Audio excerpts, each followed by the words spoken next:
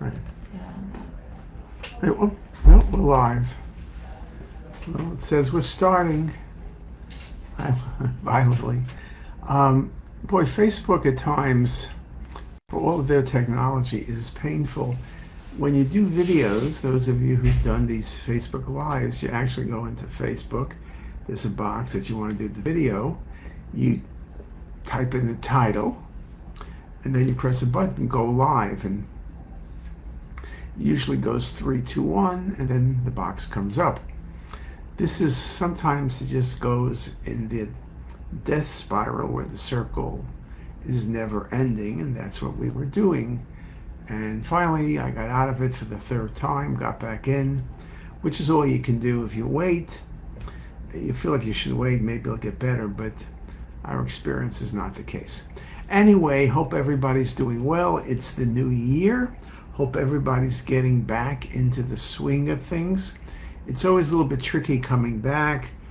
A lot of mails to answer, a lot of work to get done, a lot of restarting yourselves to clinical work, academic work, personal work.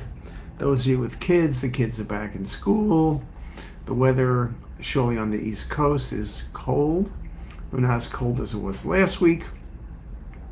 But it is the winter, so there is no complaining. Now, to pick a title of a topic, I put down CT renal inflammatory disease.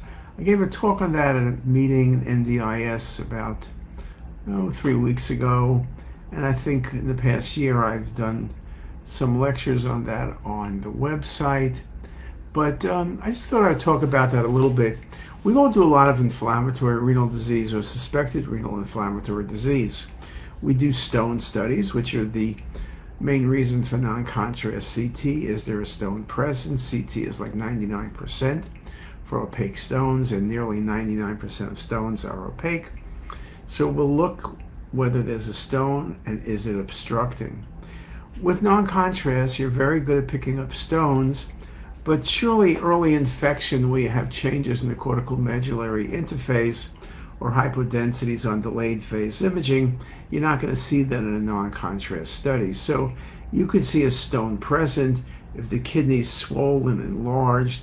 If there's perirenal stranding, you could suggest, and you should suggest, that there is inflammation going around or going on. But if you really want to think about infection, you got to do contrast scans. We talk about arterial, venous, delayed.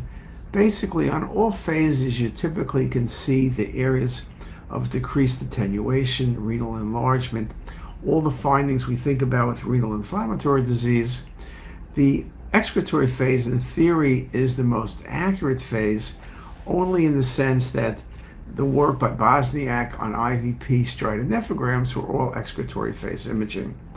I think that sometimes if you wait too long in the excretory phase, you have all sorts of beam hardening, and then you're going to overcall or undercall the presence of parenchymal changes from inflammation.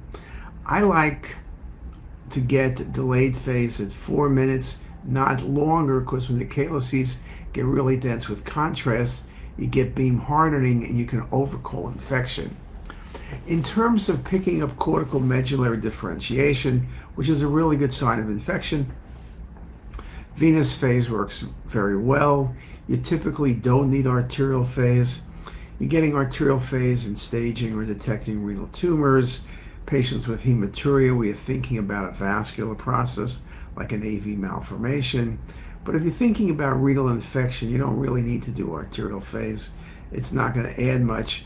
Venous phase at about 70 seconds works very nicely, and maybe a few delayed phase imaging. Again, decreased enhancement, patchy enhancement, stranding around the kidney. We typically can distinguish infection from infarction. Infarction is usually better defined, sharply marginated, can be single or multiple, can be unilateral or bilateral. So it is somewhat variable in that regard.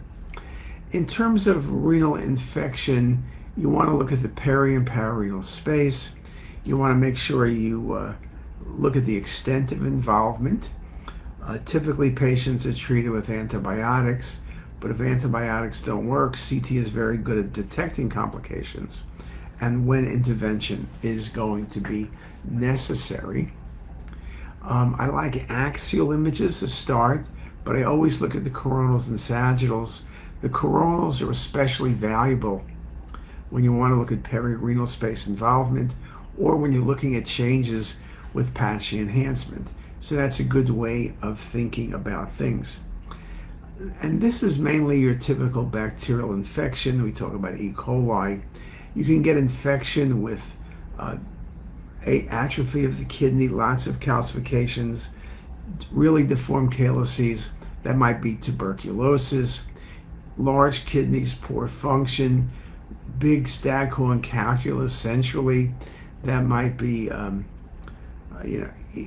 of the other unusual infections. When you start talking about infection and calcification and staghorn calculus, you're typically talking about XGP, xanthogranulomatosis pyelonephritis. Classically, it involves the entire kidney, big central stone, dilated calyces, no function or minimal function. Though now we see many cases of a partial XGP is what I would call it. So again, infection is very important. In patients in the ER setting, you always want to look at the kidneys.